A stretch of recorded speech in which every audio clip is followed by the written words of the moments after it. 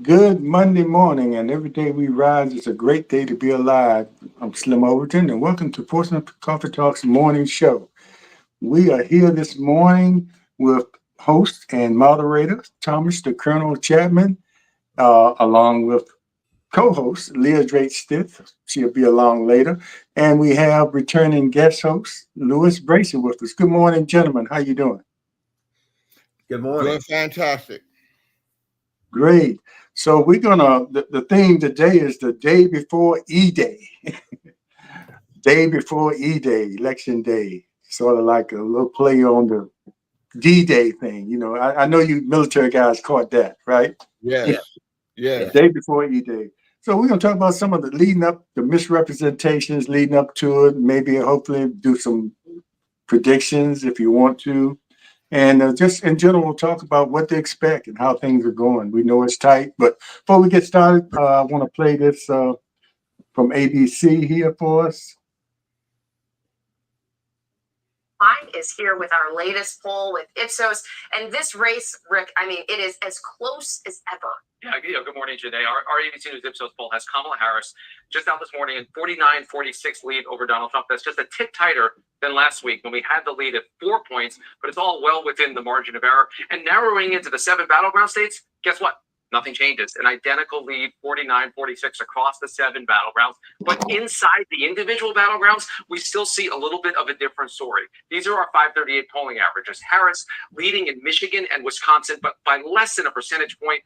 Right now, trailing narrowly in the polling averages everywhere else, including Arizona. That's 2.5 points. But again, all of this is within any polling margin of error. And the new polls even out this morning that would suggest a tighter race, even if that's possible here. And there are signs of discontent everywhere, particularly among voters for Donald Trump. But among all voters, 74% say that the country is on the wrong track going into Election Day. That includes half of Harris supporters. And wait for it, 98% of Trump voters say we are on the wrong track as a country. And 60% of voters say they are still dissatisfied with the candidates. And we finally found an area of bipartisan unity. 61% of Harris supporters and 57% of Trump supporters agree that they are dissatisfied with the candidates they are voting on this week. Wow. And Rick, as for the battleground states, what are the candidates eyeing as their likeliest paths to victory at this point? Yeah, and you heard Selena lay it out a little bit, but if the polls lined up exactly where things are in the Electoral College, if the polls are right, which is a big if, you'd have Donald Trump winning right now, 287 electoral votes. That's more than 270. But the polls, of course, are often off a little bit. So here's the scenario that Selena was talking about, the blue wall. Wisconsin, Michigan, and Pennsylvania, if they all go for Kamala Harris, that is 270 electoral votes exactly. That means the presidency for her. For Donald Trump, a couple of different paths, but the likeliest, let's say he carries Nevada and Arizona, where he's been leading in the polling averages, Georgia and North Carolina in the South, historically more Republican. He just needs one more state, and it could be any of the big 3. Pennsylvania, the likeliest and the biggest prize. That is the biggest battleground, and it is close to a must-win as we see. Yeah, I'm going to stop right there because between now and election, you might see some changes there, but that gives you an idea of what how tight the race is, and you can believe in polling or not. Good morning, Leah. Good morning, Leah. I don't know. Can you hear us? Oh, Good okay. morning, James. How you all All doing? right. Morning. Leah had a busy weekend or busy week. So with the IC Northam homecoming Yes. celebration, which came off real well. We won the game and everything like that, and the people enjoyed it. So just take your time. Thank you. All right, Colonel, it's your show. Good morning, everybody. Good morning, everybody. Just like the commercial, I mean the thing that you just showed about the electoral college, and people need to not even discuss what the popular vote's going to be, because who could care less? Because it doesn't hold a killer beans. Because if that was the case, then Al Gore would have won his election, and Hillary Clinton would have been president if we were talking about popular vote. So, as it stands now, the whole election comes down to one state. One state, that's Pennsylvania, with its 19 electoral votes. If Harris pulls that out, and the blue wall holds up, which they historically, the three states, Michigan, Wisconsin, and Pennsylvania, have voted in lockstep for the last half century, and none of them have broke away. Harris wins with 270 to 268, and that's with losing Nevada, Arizona, Georgia, and North Carolina. She don't need none of those states. You just need to get the blue wall, and that'll be it. But right now, as we speak, if she gets that, she's still in contention. Trump and them, you see how he was in two rallies in North Carolina, flew back to Mar-a-Lago, because he only spends nights in his own place so he can get campaign money back in his pocket, and then came back to North Carolina again to have another rally. They're scared of losing North Carolina. If they lose North Carolina, it makes the math real hard for him. But he actually lose North Carolina, but as long as he got Pennsylvania with his whole ballpark, he'd win 271 to 267. So I go back to say, Pennsylvania with 19 votes, you have the whole nation in your hands. I suspect that Arizona will be able to be pulled out for the Democrats, and Nevada is still going to be a toss-up, but I think might be able to pull that one out, which will give Harris 303. And there was one outlier poll this weekend out of Iowa that the strategist, who is probably never wrong, says that Harris was up by 3 points in Iowa. And so I'd like to put that out to the rest of the folks out there, and getting away from the false narratives, what you hear in Fox, that how bad the economy is. And let me make one thing clear for their readers, those listeners. People think the economy is bad, but they've been talking about a bad economy. Fox and the Republicans have been tearing down this country and this economy for 4+ years. Mm-hmm. You've never seen Fox other than anecdotally, and when one of their people talk about some of their jobs numbers or some of the other things, they're basically took in the back room and whipped for saying something good. Even Trump says that, got on Fox and saying, why are you even airing Harris commercials? So that is what's going to happen to this country if we let him back in. So free press is over with. Our democracy is over with. So this is just not an abortion issue. It's not a jobs issue. It's about democracy. And what do we want to live? And for all those young black men that are out there, they're going to sit down and cast their vote secretly for Trump, or I say within a year or two, I will look back for it and you'll be looking at it. Why are you sitting in some concentration camp somewhere being locked up because you're a person of color?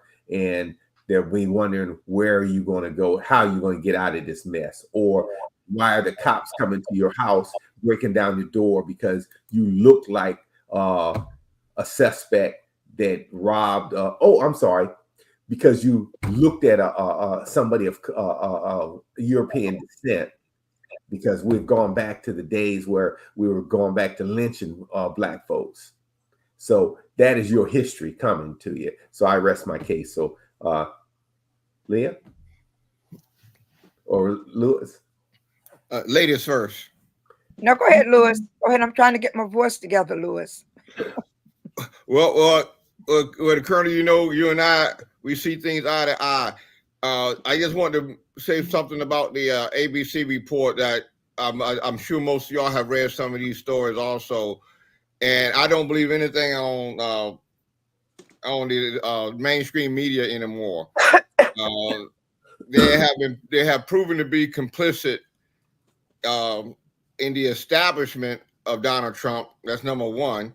Mm-hmm. They have been proven to be complicit in not telling the full stories of anything. And they also have been proven complicit in never holding his feet to the fire. Yeah. And here it is. You read the thing about the economy when the whole world is saying we're the only one who's doing the right thing, and we don't who have our act together. And this is the world saying it. This is not a few economists. This is not a few people in their basement lying. These are people. Their livelihood and their lives really depends on how well the United States do in the world, and it's not getting that kind of attention that it should get. You hear more about the economy being bad on all the networks now. If you think about it, except for MSNBC, who tells the truth, then no one is really holding this man's feet to the fire on anything.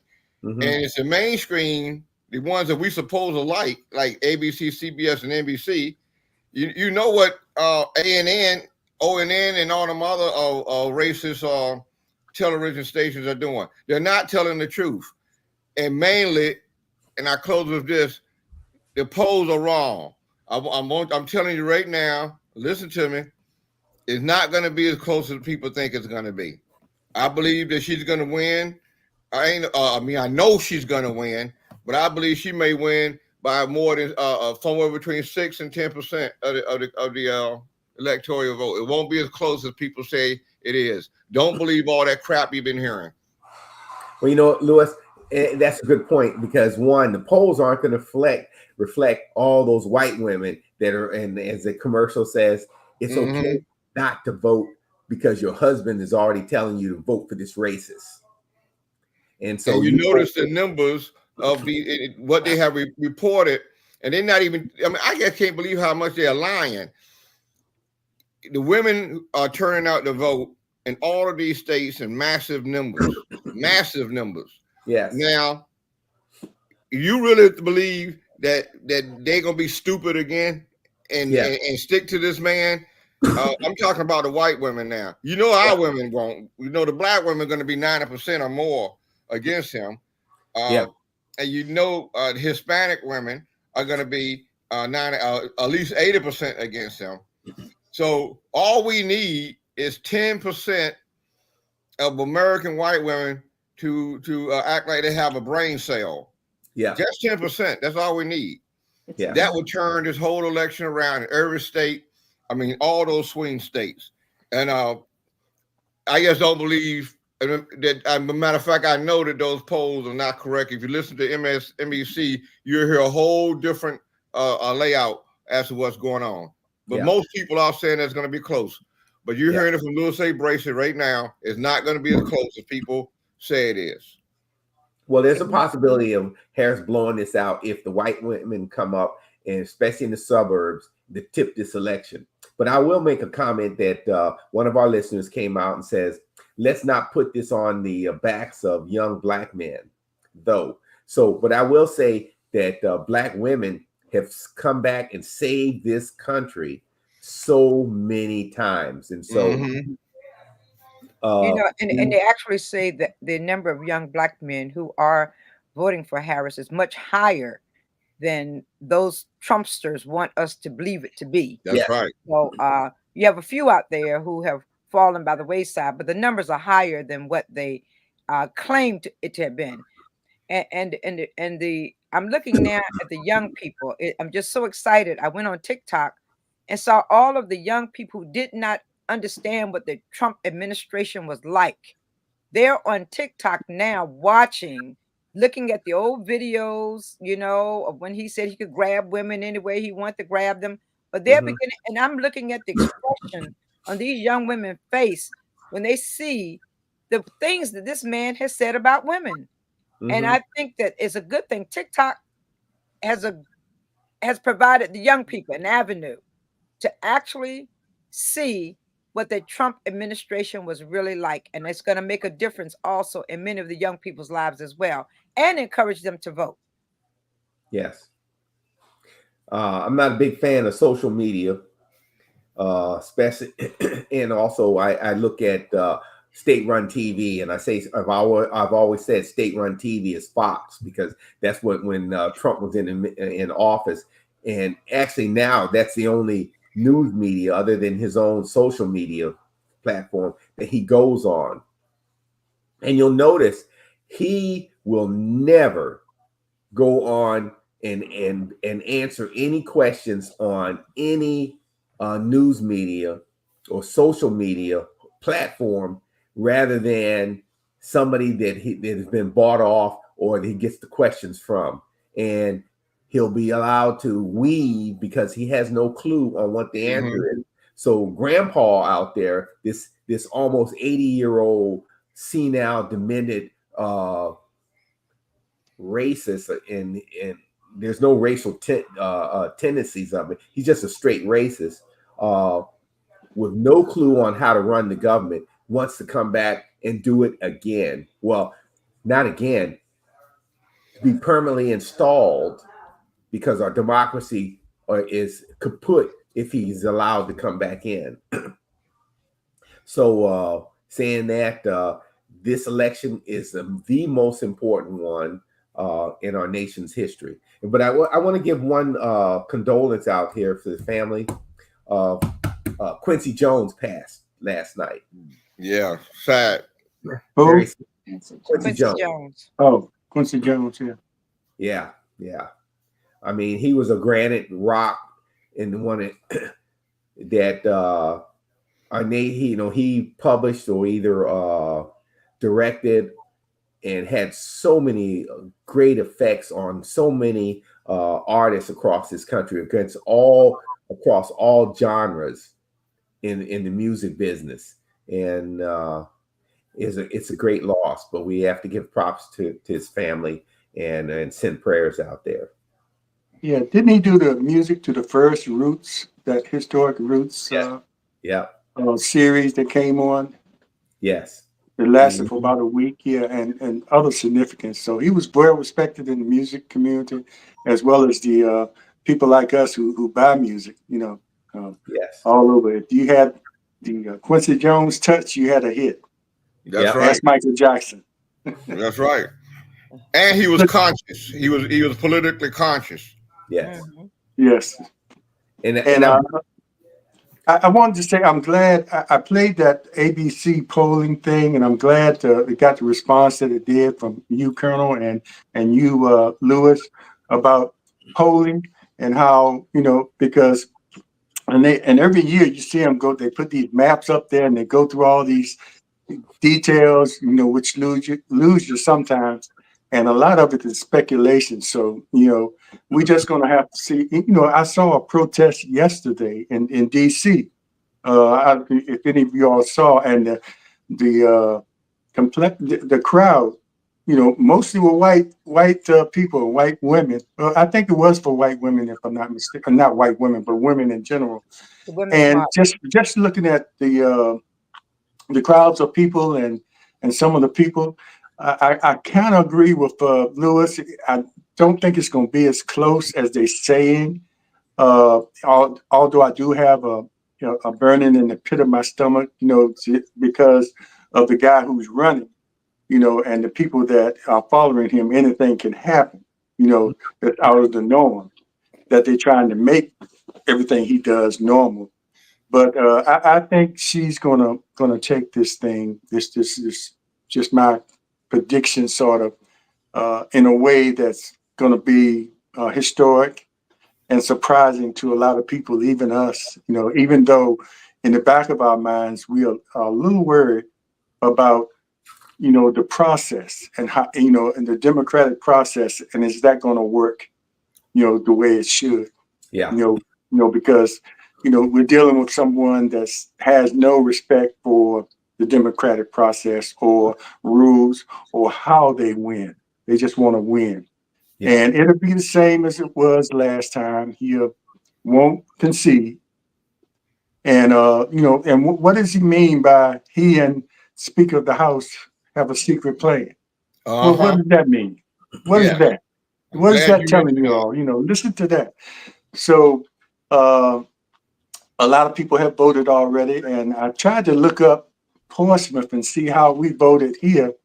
And I saw a figure that maybe 10,000 people, and this was a few days ago, had voted early, which is kind of a small percentage with the 70,000 people registered to vote. So hopefully that went up some, or hopefully people, want to do the traditional thing and come out and vote. So I haven't heard anything of how nationally, what percentage. Have any of you heard anything about the percentage nationally of how early voting has gone? Early voting has been through the roof. In most states, early voting has been through the roof. It's some states have already had as high as 51% of the population has already voted, and so that is unheard of. Mm-hmm. And even with that, in the long lines, and you can look at how some of the Republican areas have people are still standing in line in early voting because they know how badly things are going to go the day of election, because how they've cut down the number of voting sites, especially in Democratic areas, in an effort to you not want to go out there and stand in line. Yeah, that should be the emphasis for you to say, yes, they don't want me to vote. Yeah, they're burning ballot boxes. Yeah, and doing all these shenanigans. So I need to go out there and cast the last chance I get to vote for this, for democracy. This is your last chance, because look at those people that wants to take your rights away. Don't want you to vote. That's one of your rights. What party is against that? Just look at that. Just do the math. So the other thing you mentioned, in the city of Portsmouth, there's a lot of stuff going on, and we need to get out there and exercise your right to vote there. Says because one, you have all the city council seats up, got those 3 seats up, and then you got the educational board, and then you have the mayor's race. Those local elections will will have more effect to you for the next 4 years than you'll ever know. So if you want to complain, but if you don't vote, then I'm like Tim Wall says, mind your own damn business. Don't complain no more. And Lewis, especially y'all got a senatorial race up there. Yes, Ex-governor, yes, I'm proud to say, all of a sudden is trying to steal a seat. Yes, I'm proud to say that I've been to several of her campaigns at Alsabrook, and found out yesterday that President Obama was in PG County yesterday, in and around PG County, going to various sites and churches. in support of her, and she is doing way beyond what anyone thought it would happen. Right now, the polls locally, she has 54% over Larry Hogan, and Good. it's a strong 54%. And in Maryland, we have already had almost 3 million votes cast for this upcoming election. But I want to get back to what you were on those numbers. Is that as of Saturday, they say that at least 70 million people have already voted. And, you gave the numbers in Georgia, 51% of the people in Georgia who eligible voters have already voted. North Carolina is the same. So history has dictated that when young people and women and blacks are motivated, we win. If you go back to both Obama races, Bill Clinton races, and Jimmy Carter, even back to Jimmy Carter, when you get 3 groups of different people excited about voting, the Democrats win. And that's where we are now. That's why I'm telling people, don't listen to none of that junk that you're hearing, because it's just too much momentum. It's too much excitement. And really, even white people are tired of Donald Trump. And I'll say with one thing again before I shut up, is Saturday, I went to the homecoming game because Norfolk State was in town. Whenever Norfolk State or Hampton come up here to play Morgan State, I try to go to the game. And I wore my famous shirt. Y'all know what my shirt is. And the students wouldn't let me go. It took me almost 20 minutes to get to the game because they wanted to take so many pictures. Prior to that, I was in Annapolis for a Black Men's Summit, and I wore my famous shirt. When I was leaving Annapolis, I walked around what we call State Circle. That's where a lot of the tourists come at. And this is when I know that something is up, because every white woman who saw my shirt gave me the thumbs up. Every white woman who saw my shirt gave me the thumbs up. That told me something right there. So Bracey, for the they audience, all say, "I love your shirt." but Bracey, for the audience who may not no know middle what your fingers? favorite shirt is, please share with them what your favorite shirt is. Say that again? No. Lil, you don't want him to share. Oh, okay. I'm sorry. Hey, I've got to go on remote here. I got to make this run here, so I'll be on remote so I can get it into the car. Well, here's your picture. So James said I don't want to know, so I take the question back. Okay. Oh no, it's a good shirt. Oh, I trust James. But they loved it. That's my point. And I didn't go anywhere that day without my shirt on. It was far. I always get far more positives with my shirt on than I'd get any negatives. I was at the Morgan State game in the stands, and I was around people who drove up from Suffolk, Danville, Virginia Beach to follow the team. And when you go to a black college football game, you almost feel like you're home half the time. And so I just walked up to this group. I had on one shirt different because they wouldn't let you walk into the stands in the stadium with the shirt on, but I put it back on, and everybody just wanted to take pictures. I was more popular than the game at one point. But getting back to the election, though, we have to say Kamala has run a spotless campaign. I have never seen a campaign run, and I've been following campaigns since forever. I've never seen a campaign that's been run so perfectly. Her timing on when to speak out about Trump, when not to speak out, has been right on time. And not only that, she's also prepared in as much as she has now, I think it was 127 lawyers who they've retained to be ready to fight for all of the shenanigans that can come forth from the Republican Party. And it was interesting to hear the Republican litigator saying that they're good, but they're not as good as Mark Elias. you know, who she has, you know, and they Mhm. know this guy has been known to win many of his, well, the majority of his cases that come before the courts. So she has armed herself, not Yeah. only in running the spotless campaign, but also having the lawyers prepared to fight for whatever is going to take place in this election. So they are prepared. And we Yeah. have to be prepared as well.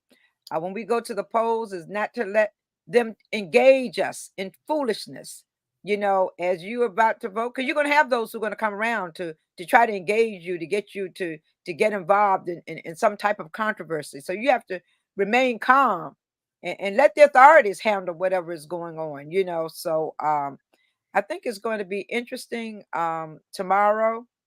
Um, we got to be prepared for whatever comes around on tomorrow. But the main thing is that you get out and you vote.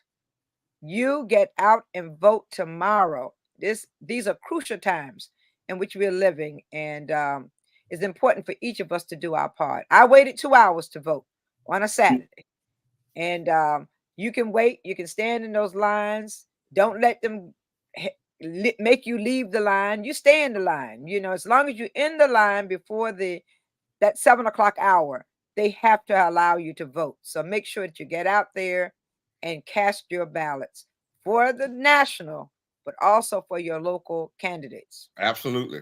Yeah. And when you're standing out there and it's 2 hours, 3 hours, and things like that, think about how long it took people to even get the opportunity or get the right to vote. Years Exactly. and years. So That's compare right. that to a few hours of standing in line to vote when we didn't even have the right to vote. You got to That's keep true. these things in mind. And Leah, you're right as far as her arming herself. You know, who better can arm themselves with the best lawyers than another lawyer? How You about know, that? as we looked at Trump putting people around him, he had to fire because, you know, he just he thought he was looking for loyalty and that's all, and didn't think about these guys might not be the right fit for him. So she's doing the right thing. And I think another thing I saw, sometime when you're campaigning, you have to go to the people. Most of his stuff going to the people are staged, like the That's right. McDonald's Right. thing, the Uh-huh. Chick-fil-A thing, all staged. And if you watch the little places she's going, a lot of people watching the rallies, but these little restaurants and places she's going, it's authentic. Yeah, I mean, you can just see her talking to people and taking her time and talking to each person in there and not, you know, and you want to say it's a photo op? Yes, this is a campaign. That's what you do in campaigns, make photo ops. But if you really look, you can tell what's staged and what is real. And you can see her having real conversations with people in these little small restaurants that she goes to.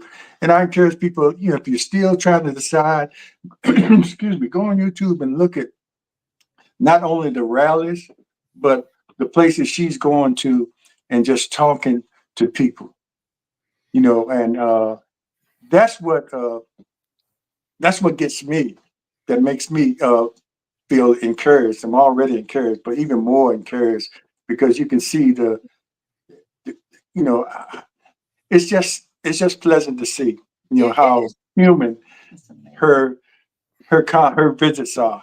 Right. And Right. I'll say it again, not staged. I think Colonel's coming back. Well, And you remember, I like what Leah said. Thank you for introducing that. Is that I'm being a person who's been around her rallies. Uh, I can tell you that not only has she ran a superior campaign, she has ran a superior campaign, and that's one of the things that really pisses me off with these media people is that first she wasn't doing this right, she wasn't doing that right, then she pivoted and did everything right, and then it uh-huh. still wants to keep going up and bring back all these old things, you know, rather than focusing on the fact that she done been a slam dunk everywhere she's been ever since he slammed him on the stage in that debate. That should have been a conversation. That should have been the Exactly. conversation. Exactly. But they kept talking about, oh, she didn't say this about that. And now they want to get on. She should have distanced herself more from the From Joe president. Biden, yeah. No, yeah. you never do that. You don't do that. You don't do that. Because and what kills me the most is when they keep talking about they letting them get away with it, is the role of the vice president. The vice president really have no role other than being president pro temp of the Senate. That's everything all. else, she served at the pleasure of the president. And everybody knows that. So why do you keep asking her these questions and letting them get away and letting Trump get away with all these lies about the things that she did? That really gets to me. And that's when I tell people that the media is very complicit in this whole operation. And I hope we can fix it.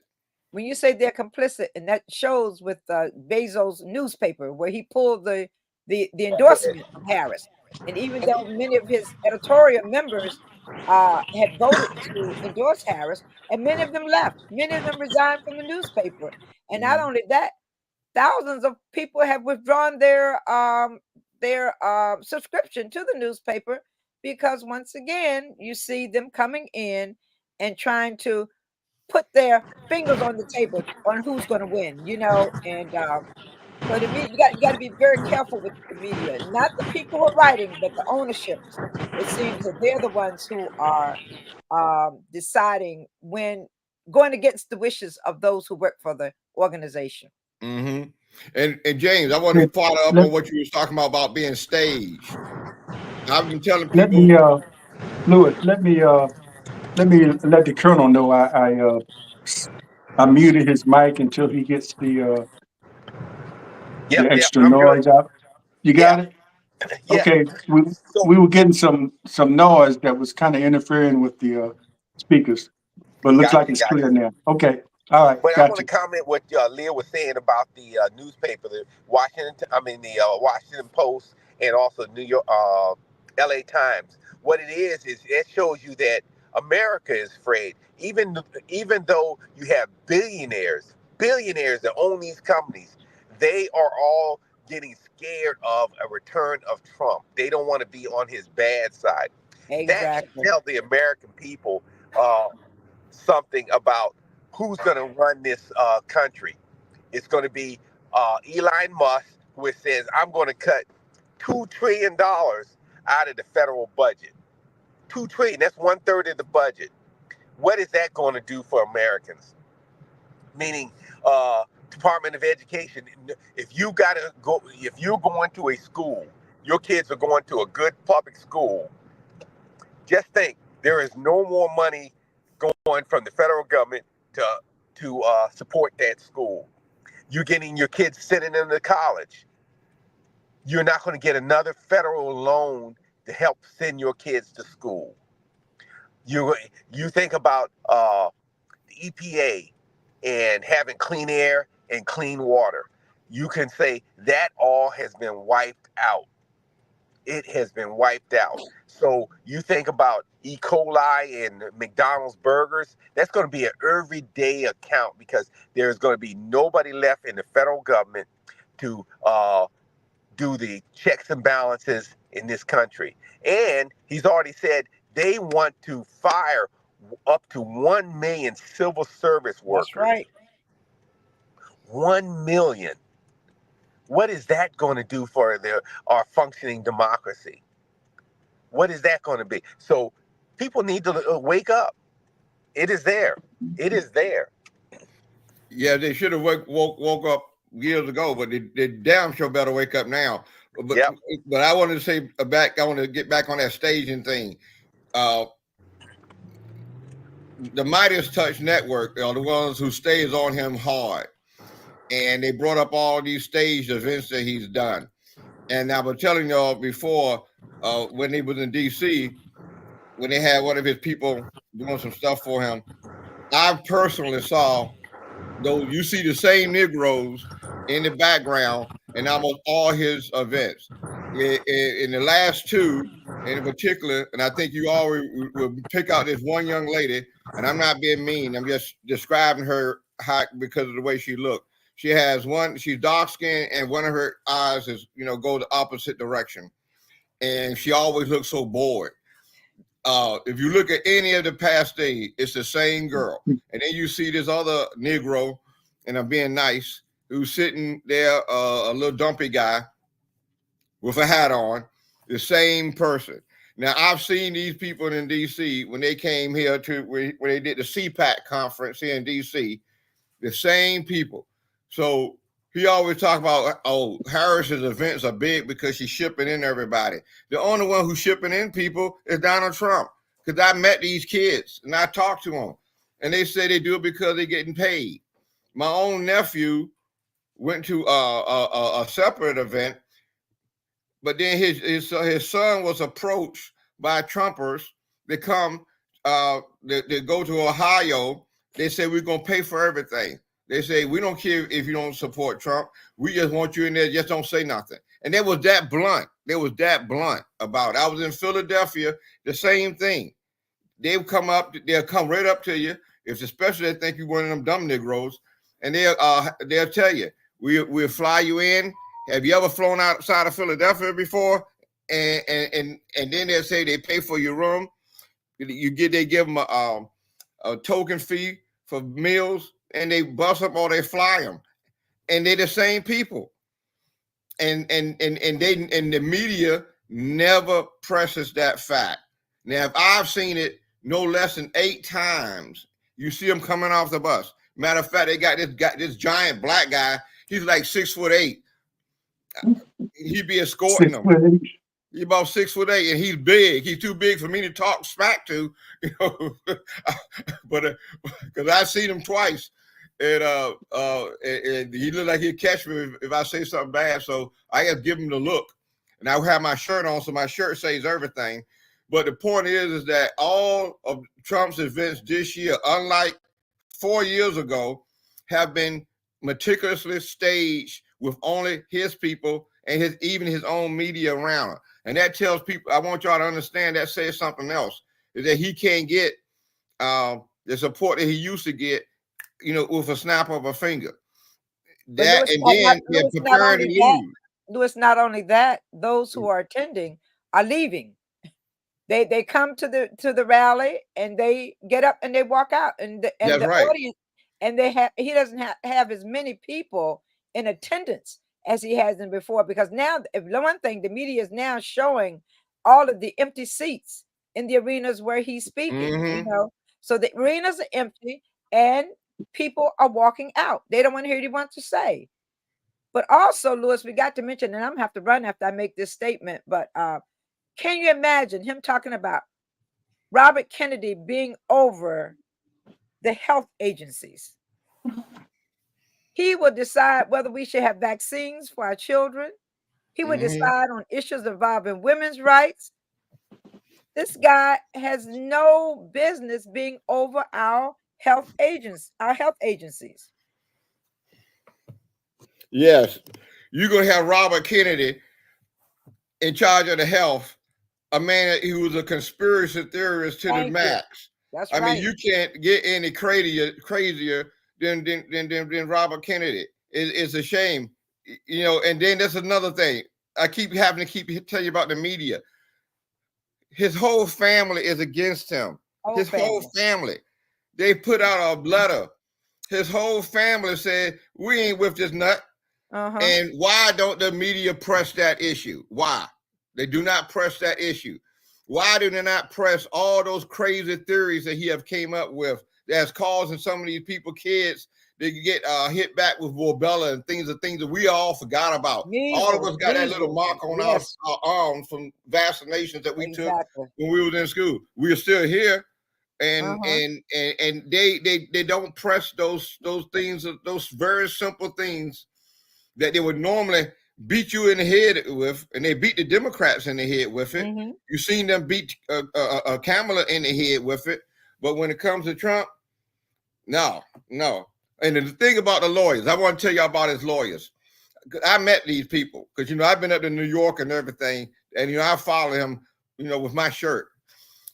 His lawyers are dumb as doorknobs. They're the worst attorneys that I told one of them to the face. I say, I could beat you. When they were trying to defend him against his rape case, you know, they gave me the eye.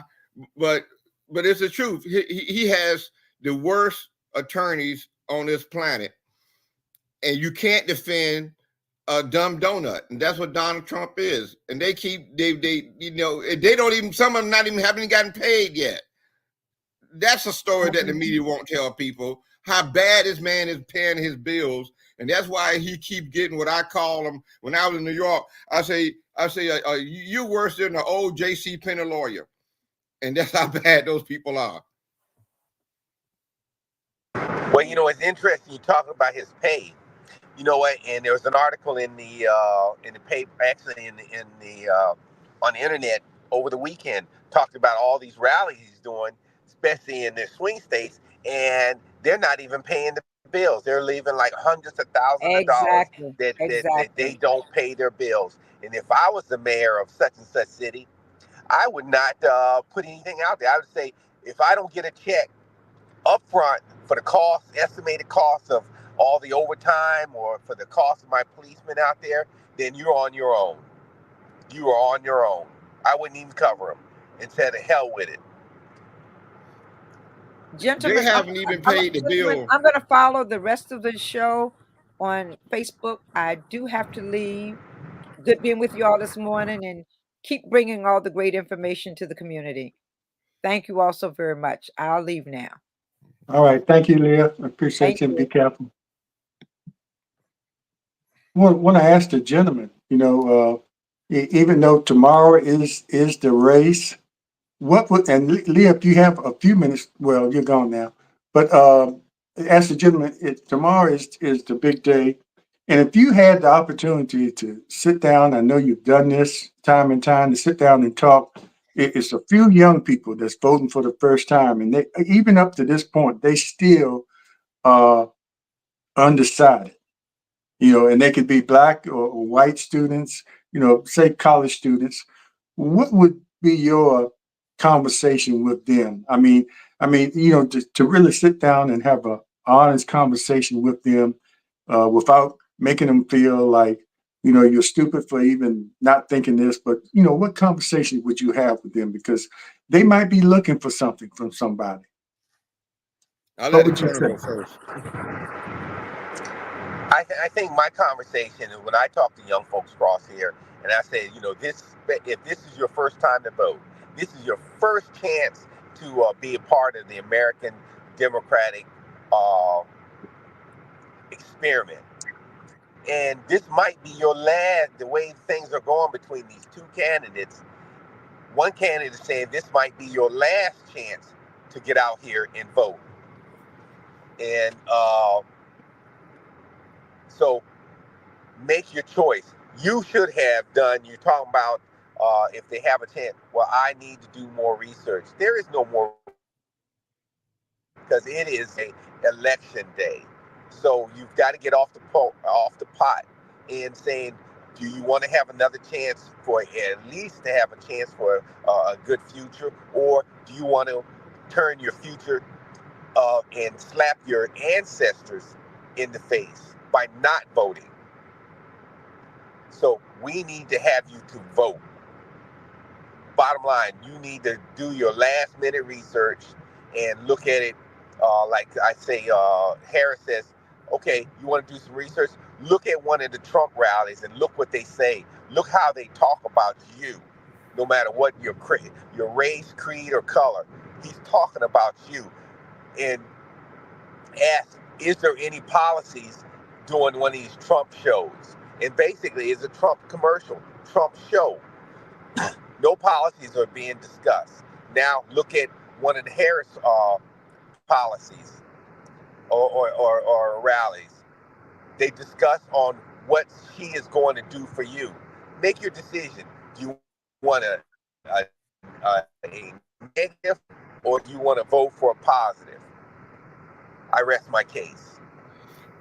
Well, I wanted you to say that because I was hoping you can give me some enlightenment, because I ran out of trying to talk to people, young people, years ago, because I just don't have the patience. You need someone like James to talk to people. But I wanted to say that I was proud and happy that the black college campuses that I've been around, and I'm around, Coppin, Morgan, Bowie, you know, those campuses like that. I'm happy to say I haven't ran into any dumb Negroes. All of them were very well versed on the subject, and I was very proud to have conversations with them. Now, but I had to get away from the dumb people, because when I've been in conversation with them, it's just like you just beat your head like, what? Are you paying attention? Do you know about what he did with the Central Park 5? Do you know what he did about housing discrimination in the 70s, him and his father? Do you know that his father and his grandfather was Ku Klux Klansmen? I mean, the man hates you, and you out here walking around here with a Trump shirt on. And you know, I've been one of those people. I've been had to be pulled back and everything by police and everything, because I just can't. I just don't have the patience to try to talk to people anymore who even thinks about voting for Trump, and because it's mind-boggling to me that you have to convince somebody to vote in their own best interest. I cannot understand that. I can't contemplate. My head it will not store that kind of foolishness that I've seen in some of our people, especially those N-words for Trump. They walks around with the real word spelled out, because I've never used the word in my life, but y'all know the word that I'm talking about on their shirt. I mean, how brain dead do you have to be to walk around calling yourself the N-word, and then you calling yourself the N-word for someone who don't even don't even give a damn about you? His whole family have never gave a damn about black people. They didn't even want to hire black people when white people were hiring black people to clean the house. That's how bad they were. And if you ever hear his niece talk about him and that side of the family, that's been verified. I just can't get in my head, so I just don't even try anymore to try to talk. If somebody get into my face and talk about Trump, first I call them a name, give them a finger. I just walk away. I don't have that patience. James, maybe you got the patience. I don't. Yeah, well, my conversation would be a combination of what both of you all said, but I would also add, now in this age of videos, and everybody watches videos for the quick fix, to go back and watch the videos of the history of us getting our votes, like I mentioned earlier. Watch videos of people being sprayed with water hoses.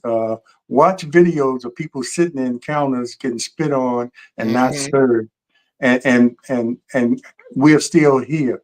Watch the videos of history, especially if our young people or young students, maybe if they went to PWI and they might not have had the history or paid attention to the history. And I would tell this to young white students as well.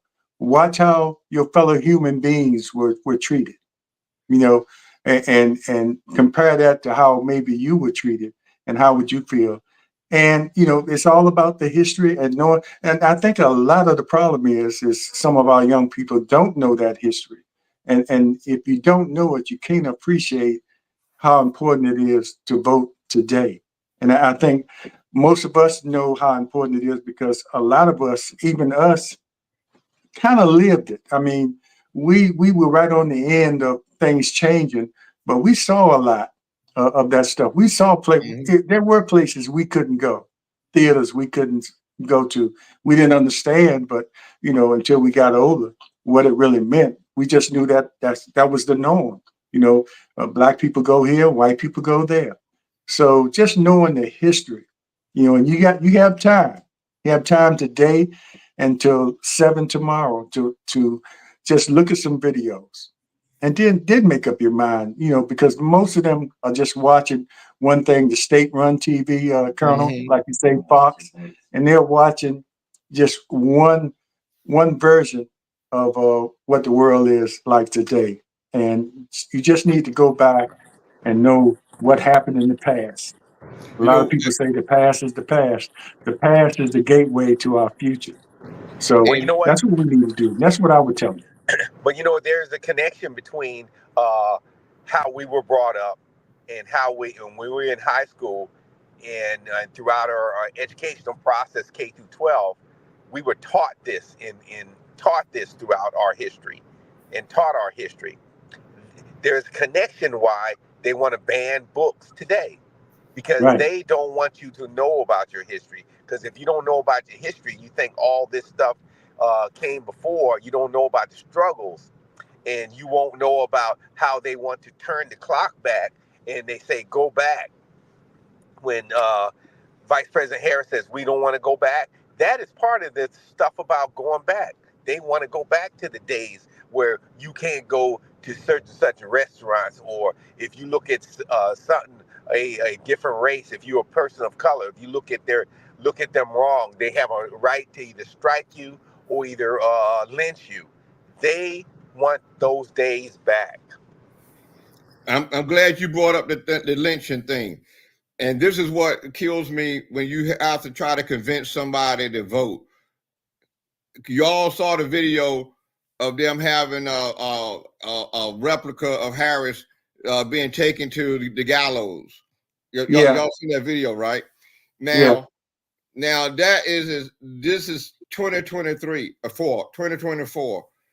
And for you to come on TV in a parade in the city that they had it in, and they allowed that to happen. They gave all these BS excuses later. You call it Halloween? Yeah, they allowed it to happen. They knew it was coming. They saw it. They could have stopped it, and they didn't. Now that video has went worldwide. Now, this is the thing that I have a problem with, why I can't talk to Negroes. You're going to see this man not even condemn what happened.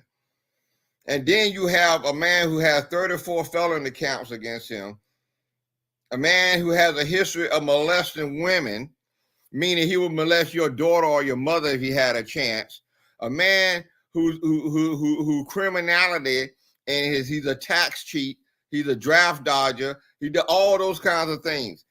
And I say, what is there to think about? This is a choice in my mind, and has always been in my mind. It was a choice between good and evil. And there is never no choice between good and evil. You always go good. You never go evil. And that is the point that really kills me when you hear people say, oh, I'm undecided. What the hell are you undecided about? What are you undecided about? Between somebody who prosecuted criminals and somebody who is a criminal. What is the thought process there? It makes no sense to me.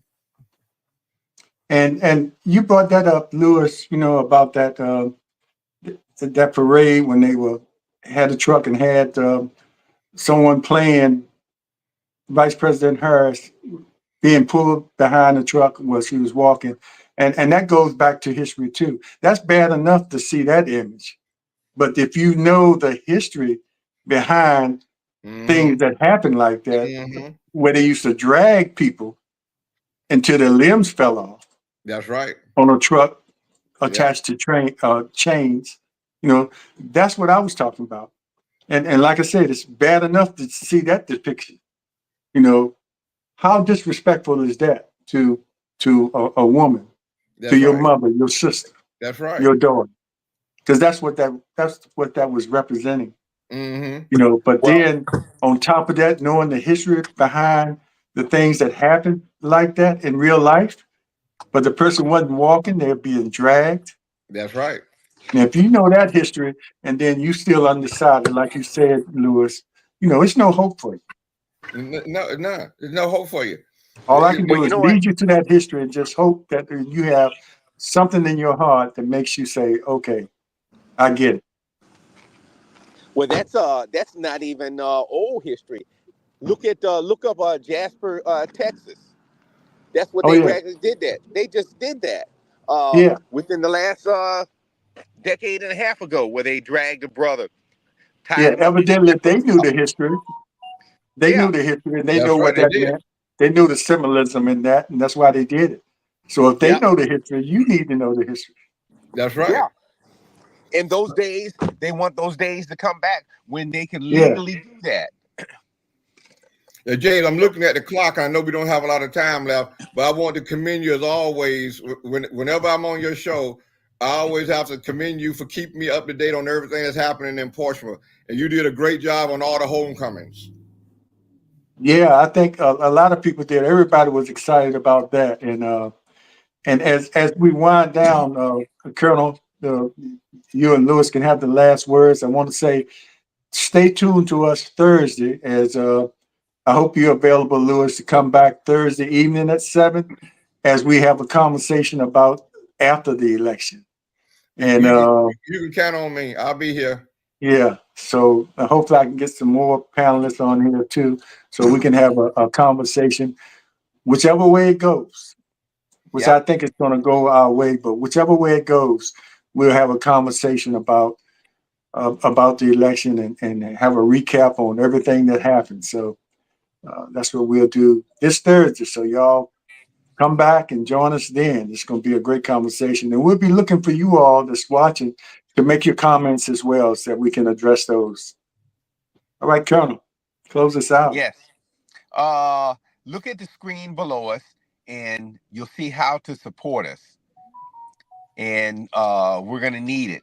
And this is all the donations that you send to Portsmouth Coffee Talk goes into. 100% of it goes into supporting this show and expanding our media presence out there. The other piece I'd like to say, go out and vote. No matter what you do, go out and vote, because this is the most important election in our lifetime, and it may be the last election in our lifetime, and so it is going to affect everything that we do. So I think one other comment, and you look at where Donald Trump is going to put Mr. Kennedy in for all health care. Just think, there's 600,000, according to President Obama, at least 600,000 people died needlessly during the COVID era just because of the lack of leadership and the indifference of the Trump administration. What are you going to do next time when that pandemic comes? And it's going to come. So when you go out to vote, and let me say this. As you sit home and you think back, and say, oh, there's grandma, granddaddy, Uncle Joe, Aunt Susie, my cousin, brother, sisters, all that, are no longer here. They're there lying in a cold, cold ground because they died of COVID. They were one of the 600,000 people that Donald Trump and his administration killed. Just killed. He murdered them. This is why you're going to keep him out. You want to return to those days. I rest my case. Yes. And I have to say in our closing is that I'm proud to say all braces have voted. All braces voted last week. On my wife's side of the family, all her people voted already. And this is the most important election in our lifetime. This is going to be determine the future of the United States of America, if there will be in America. So all I encourage everybody to do is call your extended family, call your high school classmates, your college roommates, and everybody you can think of. Encourage them to vote, because this vote will be something that your life depends on. And thank you very much, James, for having me on the show. And I look forward to seeing you Thursday. Okay, and thanks everybody. And we want to make sure that you please like, subscribe, comment, and share this show with people you know, especially those people that might be undecided. They might see something on today's show that might just tick them over to the right side. Well, not the right side, but not the right side, to the left side. But that might get them out to vote. I'll put it that way.